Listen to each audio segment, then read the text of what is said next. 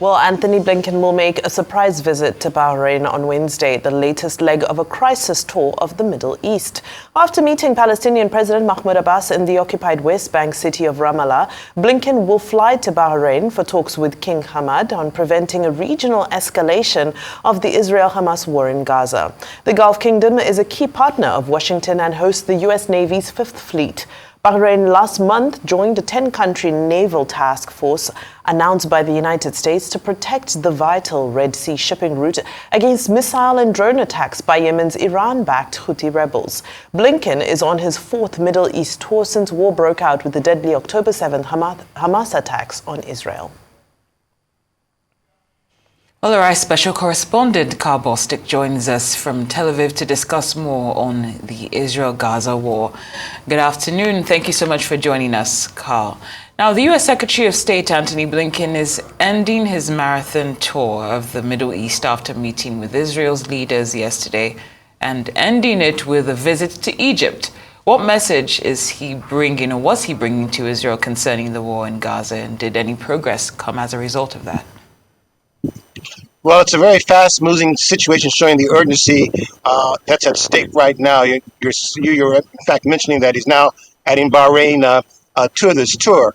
This began last week with a visit to Turkey, where he met Turkey's president. Turkey, Greece, Jordan, Qatar, Saudi Arabia, Egypt. Today, West Bank, Ramallah, meeting Mahmoud Abbas, who's the head of the Palestinian Authority. So all of this basically meant to deliver a message to Israel that if Israel wants to integrate with the region, meaning really the Arab world, it needs to end the war, and it needs to prepare a path for a Palestinian state.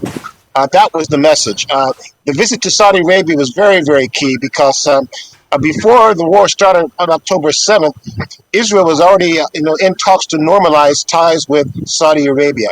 And that all went out the window once the war started. However, the message that was delivered to Anthony Blinken by the Crown Prince of Saudi Arabia is that they still want to restore, create ties with Israel, provided that Israel ends the war and prepares a path to a Palestinian state. Those were the conditions. Easier said than done, of course, because it's seen very differently amongst his own cabinet. For example, one of the conditions that Blinken laid out was that, you've got about 1.9 million people displaced by this war. That's about, again, an area a quarter the size of Abuja, half of it in the southern part of Gaza, which is like an eighth the size of Abuja, 1.9 million people. Almost 70% of the homes have been destroyed or damaged. And they're saying that they need to be resettled and allowed to be returned back home up north. That's something that the cabinet's very, very divided by.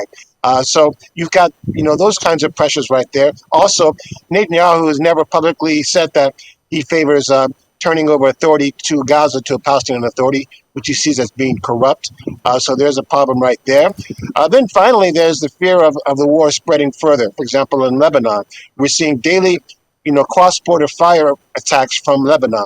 And if you think the Hamas war is really something that's been so deadly, it could be even worse if Hezbollah goes to full-scale war. I'm in Tel Aviv, 130 miles from the Lebanese border.